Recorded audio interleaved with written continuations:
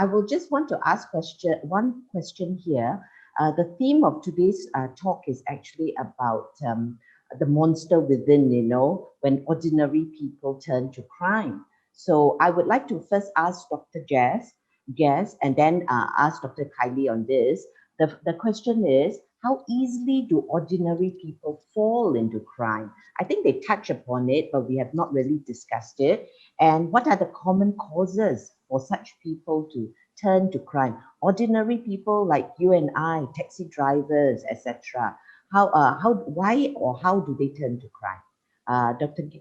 Guest, can you please answer first, and then Dr. Kylie. Thank you, Prof. Chan.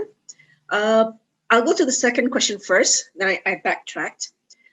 There is no one single theory that explains a person or a group of individuals falling to crime. Okay, it very much depends on the criminal action itself. We're looking into the motive. We're looking into why they commit the crime. So different crimes will have different motives. Although most of the crimes are committed by men, this does not mean that women don't go into crime. Okay, some crimes, in fact, you have more females. Murder by poison, mostly females rather than males, for example. So there's no one theory that explains entirety. Some people commit crime because of survival. Okay, they want to save someone. Like recently, whereby a man was caught stealing 3 loaves of bread to support his family. They had no money. So it can be poverty, but that's not the main reason. It is a factor, but again, it's not the main reason. Because you do have rich people who shoplift. It can be kleptomania, it can be, but sometimes it's just because they think they can. Most of the time, people commit crime because they think they can get away with it. Okay, many instances they're not crazy, they're not pathological. They would just use that as an excuse to reduce sentencing. Rapists, for example, when you look into their behavior, now rape, it is purposive in nature.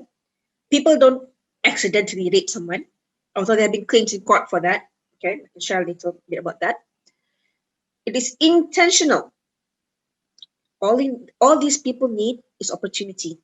If there's no opportunity present in this environment, they will create the opportunity. They definitely know it's wrong. If not, why would they always ask, in case of sexual abuse against children, why would they ask children to keep quiet? Why would they ask children, if you comply, I'll give you a reward. Here's some sweet, here's some money, I'll buy you a gift. They definitely know it's wrong. Okay, so we're looking into the motives of why they do this. So if we're talking about sexual offenders, particularly, there are deviant sexual fantasies that they have, no doubt. There's always a link with pornography. Okay, they get their ideas from that. So don't start looking into pornography. It doesn't teach you how to be sexually intimate with your partner. Most of the time, they're actors. Okay, children have been coerced. It's not saying you can't even minimize. Oh, they're only acting. I'm only looking. I'm not doing anything. It's wrong by itself. Okay, by looking into pornography, it's wrong. Especially if it involves children.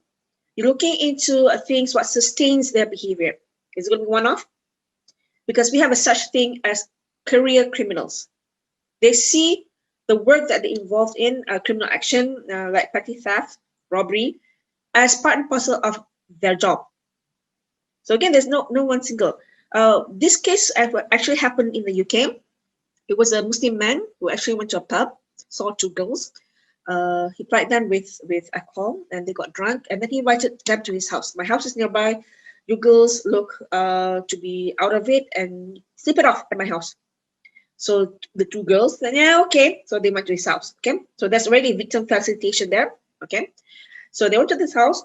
One girl was sleeping on the couch, one girl was sleeping on the floor. In the middle of the night, one of the girls was on the sofa.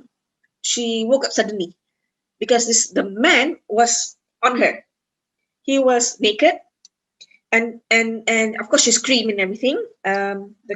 In court, he claimed that he was walking to the kitchen to get some milk, and he tripped on a carpet and accidentally went into her vagina. So you see, he creates opportunities. Okay, so there's no one theory. It very much depends on the crime, the intent of why the crime occurs. Why would a person do snatch theft? What is attractive? Okay, we go through there are a lot of theories. For example, we use the acronym VIVA. There's value, there's inertia, is visible, and the item is attractive.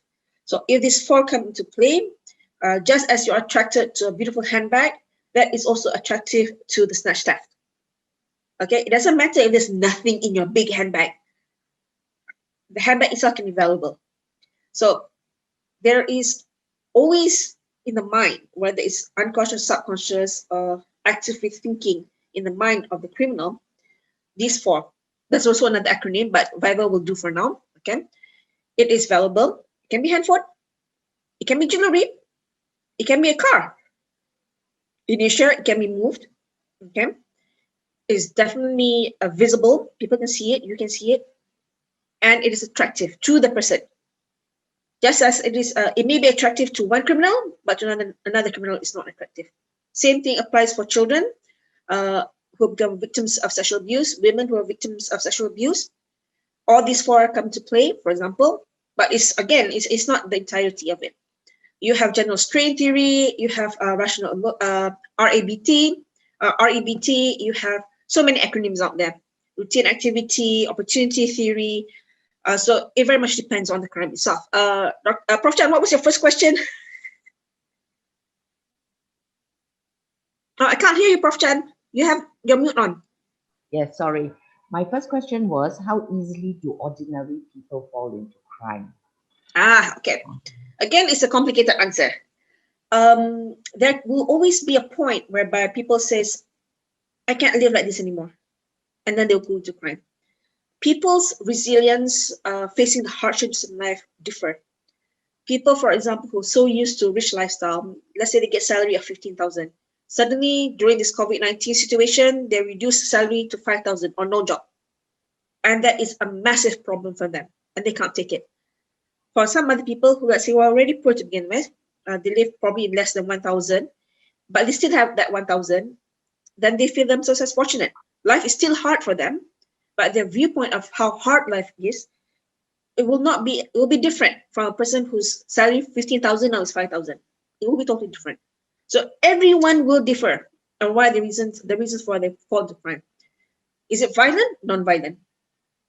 Is it stress related? Not stress related. Many people would take drugs. Okay, and I'm stressing here: never, ever take drugs if you're feeling stressed, or like sleeping tablets and whatnot.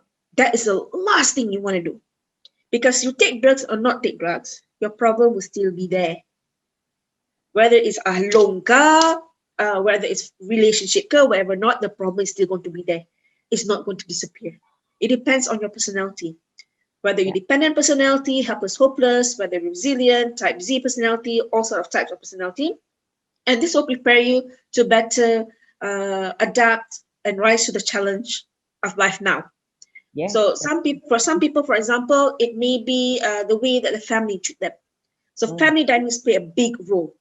Does not mean that you're from a poor family, you're going to become criminal. No, you have people coming from excellent backgrounds, yet they still become criminals. Okay, so it's not a clear cut. Sociology has a role in determining the likelihood, but those are not the only factors. You have to look beyond that.